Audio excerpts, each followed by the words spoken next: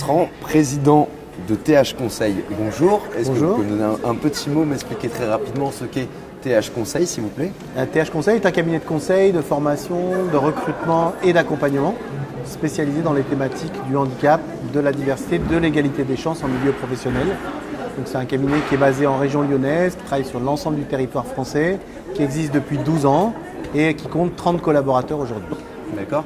Le salon Handicap, Emploi et Achat Responsable, quel bilan vous pouvez tirer de la première année de ce salon? Alors moi j'ai participé dès le début effectivement et j'ai fait pas mal j'ai animé plusieurs séquences, plusieurs conférences, et ce que j'ai pu constater l'année dernière, outre la grande satisfaction des entreprises adaptées et des ESAT qui étaient présents et qui ont vraiment rentabilisé leur journée, j'ai trouvé que c'était un salon extrêmement professionnel. Et c'était très intéressant parce que ça démontrait que finalement le handicap pouvait être un vecteur de performance et que cette logique très, très professionnelle et très riche, on va dire, changeait un peu le regard que certaines personnes pouvaient avoir sur la thématique du handicap. Et donc en fait ça a permis de regrouper beaucoup de gens et de beaucoup travailler sur la perception qu'on peut avoir de la thématique du handicap. Vecteur de performance dans l'entreprise, c'était quoi? C'était des préjugés qu'il y avait avant de la part des entreprises? Alors il y a toujours encore beaucoup de préjugés, de stéréotypes sur la thématique du handicap, mais c'est justement des événements comme ceux-là notamment, plus bien entendu tout le travail qui est fait au quotidien par tous les acteurs qui permet de faire bouger un peu les lignes et de montrer qu'on peut être handicapé et performant, on peut être handicapé et apporter beaucoup à la société. Et ce genre d'événement permet à la fois de démontrer ça, mais aussi permet la rencontre. Et ça, c'est quelque chose de très important. C'est-à-dire que quand les gens viennent là, au départ, ils ne savent pas trop à quoi s'attendre. Et puis ils se rendent compte, finalement, ils rencontrent des gens impliqués, qui ont envie de faire bouger les lignes et de faire bouger les regards. Et même si les choses ont encore beaucoup évolué, il reste encore beaucoup à travailler là-dessus. C'est pour ça que ce salon me semble indispensable. Quelles sont les perspectives que vous entrevoyez de cette deuxième édition? Alors il y a un élargissement intéressant puisque au départ le salon a été quand même majoritairement l'an dernier orienté sur tout ce qui était sous-traitance, achat responsable. Là il y a une vision un peu plus globale encore puisque dans ce prochain salon il y aura aussi beaucoup de choses concernant l'emploi direct, peut-être encore davantage que l'année dernière. Donc ça c'est important de ne pas dissocier les deux, c'est-à-dire qu'on est dans l'emploi. Quelle que soit la modalité, l'emploi est important et c'est quand même aussi une grande partie de la citoyenneté des gens. Donc après il y a une augmentation du nombre de participants, il y a aussi une couverture, une audience qui va se développer et donc progressivement je pense que ça va devenir un événement incontournable. Enfin c'est déjà plus ou moins un événement incontournable mais qui va se prolonger et je pense que c'est aussi un beau lieu d'échange.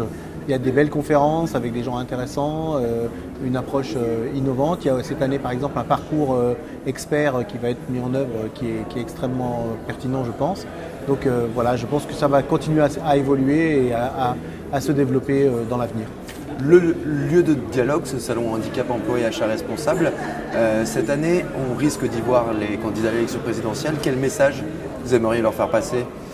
En fait, j'aimerais leur faire passer que s'intéresser à la thématique du handicap, c'est s'intéresser aux gens, tout simplement, puisque finalement, prendre en compte la notion de handicap, c'est s'interroger sur les notions d'équité, d'égalité des chances, et que finalement, les personnes handicapées ne sont qu'une sorte de révélateur de l'état de la société quant à la prise en compte des besoins spécifiques des gens qui sont défavorisés, désavantagés, et que donc c'est fondamental. C'est un sujet qui n'est pas un sujet annexe, et qui peut, je dis souvent, moi, par exemple, manager une personne handicapée, c'est manager une personne différente et c'est juste un pléonasme en fait. Autrement dit, le handicap est un levier d'amélioration des pratiques globales et on dit aussi très souvent que on mesure la maturité ou l'avancée d'une société à la capacité qu'elle a de prendre en considération les personnes les plus fragiles, ce qui démontre bien que cette question est fondamentale.